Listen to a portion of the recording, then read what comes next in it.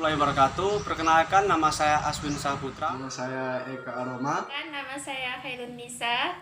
Saya Khairul Rizky dari kelompok 8 Mekanika Tanah A1. Di sini kami akan menjelaskan tentang klasifikasi tanah. Tanah lempung atau tanah liat adalah partikel mineral berkerangka dasar silikat yang berdiameter kurang dari 4 mikrometer. Tanah lempung terbentuk dari proses pelapukan batuan silikon oleh asam karbonat dan sebagian dihasilkan dari aktivitas panas bumi. Tanah lempung membentuk gumpalan keras saat kering dan lengket apabila basah terkena air. Sifat-sifat tanah lempung: permeabilitas rendah, kenaikan air kapiler rendah, bersifat sangat kohesif, kadar kembang susut yang tinggi, proses konsolidasi lambat. Karakteristik tanah lempung atau tanah liat: 1. Bersifat lengket, 2. Sulit menyerap air, 3. Warnanya abu-abu, dan 4. Dapat berubah menjadi butiran halus.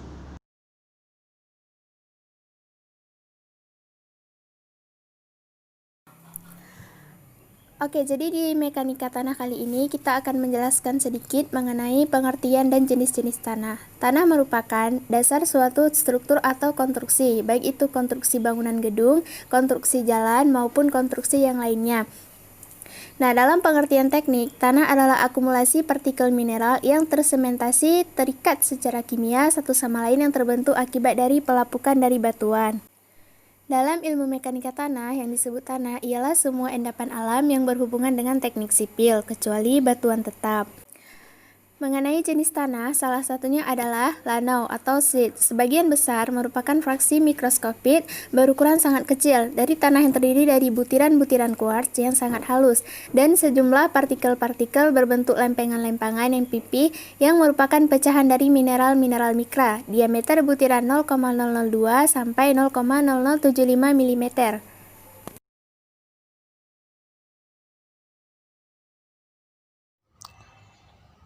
Tanah kerikil ialah bebatuan kecil. Biasanya batu granit yang dipecahkan. Ukuran kerikil yang selalu digunakan ialah antara 2 mm dan 75 mm.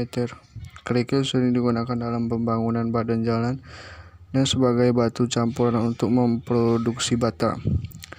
Terdapat beberapa jenis batu kerikil yang sudah dikenali: kerikil tepi, kerikil pantai, cadas teluk, cadas tumbukan, kerikil murni, kerikil sisa, kerikil piemonte, kerikil gunung, dan kerikil sungai. Fungsi batu kerikil sebagai pemberat yang membantu rel tetap stabil dan meredam getaran.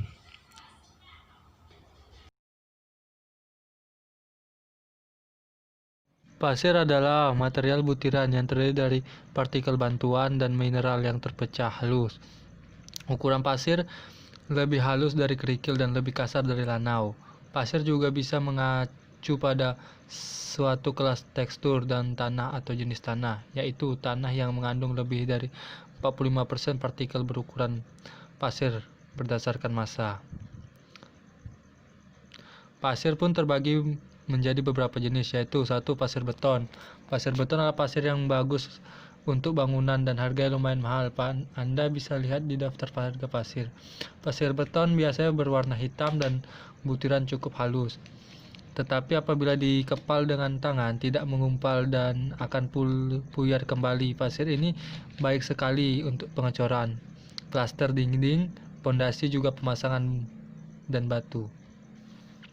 Pasir pasang. Pasir pasang adalah pasir yang lebih halus dari pasir beton. Ciri-cirinya apabila dikepal dia akan mengempal, tidak kembali lagi ke semula.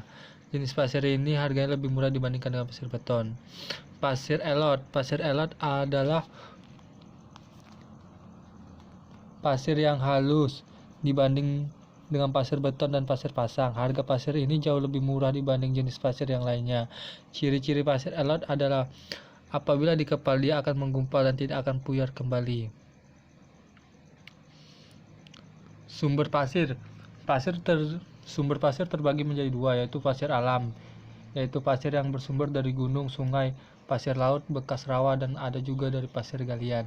Pasir pabrikan, yaitu pasir yang didapat dari penggilingan bebatuan yang kemudian diolah dan disaring sesuai dengan ukuran maksimum dan minimum agregat halus pasir. Sekian saja penjelasan kami dari kelompok APAN tentang klasifikasi tanah. Jika ada kata-kata yang salah kami mohon maklumi. Wassalamualaikum warahmatullahi wabarakatuh.